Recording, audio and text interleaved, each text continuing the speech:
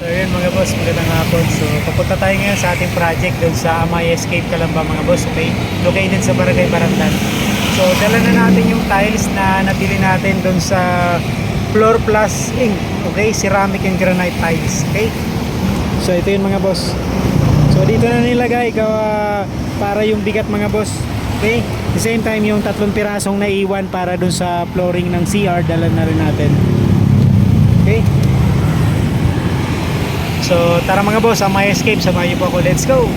So, ito yung mga boss, yung resibo. Bali nag-purchase din tayo para dun sa ating subway tiles, okay?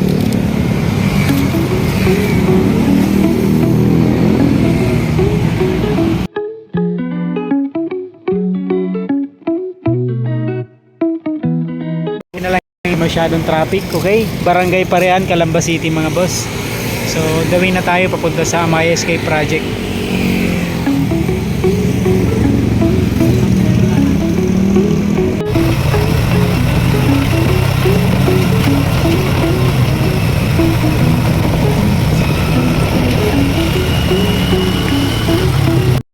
So, yun mga boss, dito na tayo ngayon sa ating project sa Amay Escape. Okay? So, bali dala na natin yung tiles, gulay, pang konsumo natin. Okay?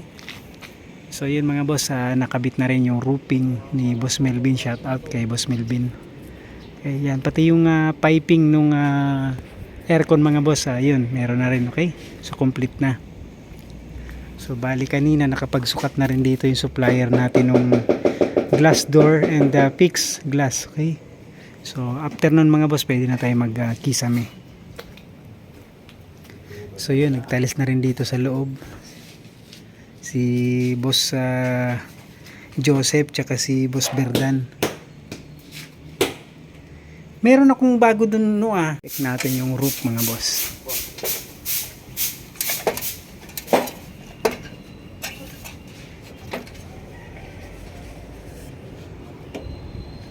Alright.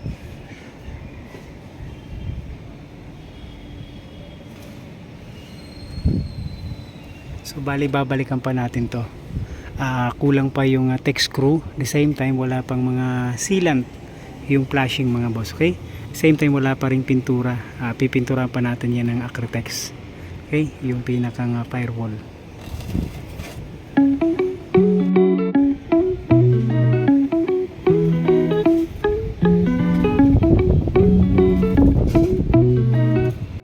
So yung kagandahan dun sa isa natin supplier ng aircon mga boss, sila na yung nagtatapal nito. Okay, so meron na silang dalang semento at saka skim coat. The same time, tayo na lang yung nagpipintura. Okay, ayan. So kumbaga, nakapackage na rin sila. Once na kinabit nila tong linya ng aircon mga boss, itong copper tube, yung pinagbutasan, sila na rin yung nagpipinish mga boss. Okay, so yung naiwang pipintura, tayo na lang. So sana sa susunod lagyan na rin nila to. Okay?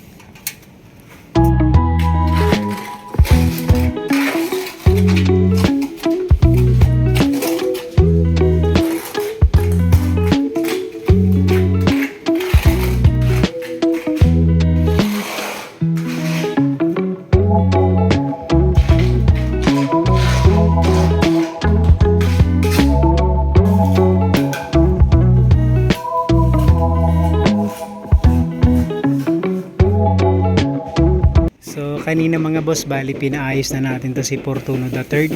Okay, so ever since mga boss, ngayon lang siya nagkaroon ng problema.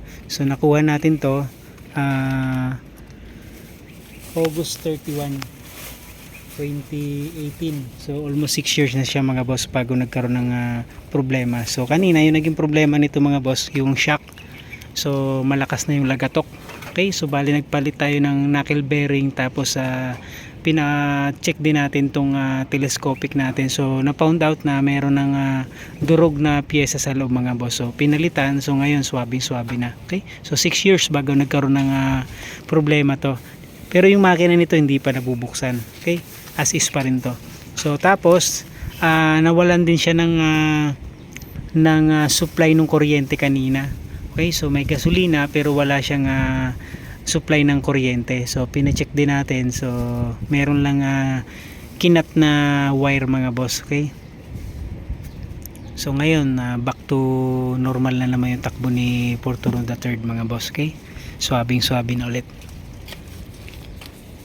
So nabili natin to 50,000 yung pinakang motor, okay? So 6 years, sulit na rin.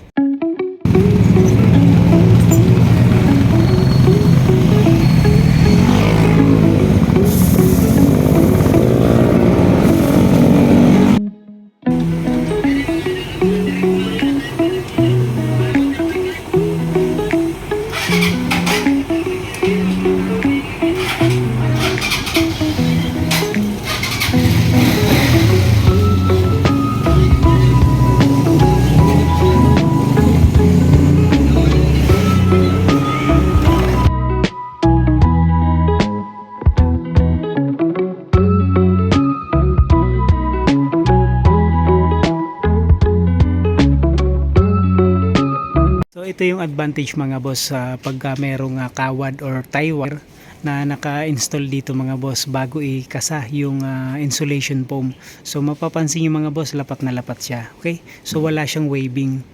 Ayan, oh. So yun yung kagandahan, okay? So tip lang yan mga boss pagka magpapakabit kayo ng roofing. So kailangan kung maglalagay ng insulation, meron siyang tie wire. May kawad siya. Yun yung hahawak doon, so support doon sa pinakang insulation foam.